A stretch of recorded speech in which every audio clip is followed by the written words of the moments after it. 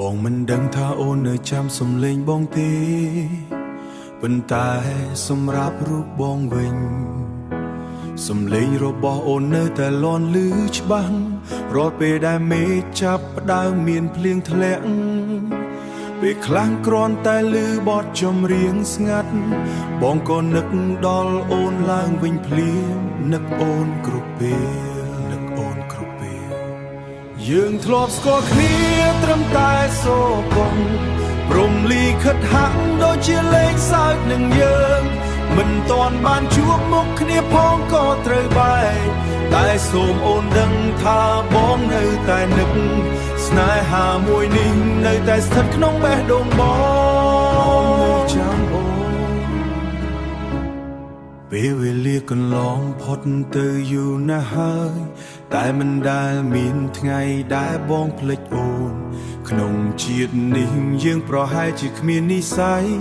បានដើរក្បែរគ្នាដូចអ្នកដទៃឡើយបងនៅតែស្រឡាញ់អូនពីចម្ងាយទោះយើងលែងបាននិយាយរកគ្នាដូចមុនឆ្ងាយតែចិត្តចិត្តឆ្ងាយតែចិត្តចិត្តយើងធ្លាប់ស្គាល់គ្នាត្រឹមតែសូកុង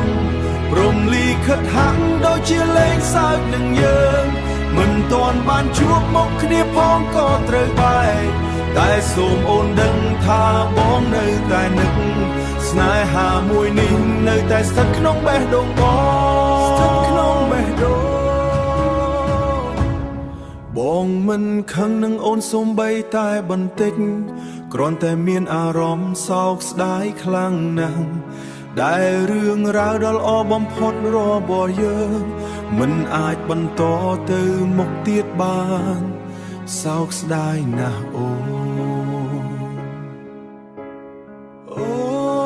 សោកស្ដាយណាស់យើងធ្លាប់ស្គាល់គ្នាត្រឹមតែសូកុងព្រំលីខិតហាក់ដូចជាលេងសើចនឹងយើងមិនទាន់បានជួបមុខគ្នាផងក៏ត្រូវបែកស្នេហាមួយនេះនៅតែស្ថិតក្នុងបេះដូងបងបើថ្ងៃណាមួយអូនឮសំឡេងនេះម្ដងទៀតសូមចាំថាបងនៅតែនឹកអូនដដែលនៅតែនឹក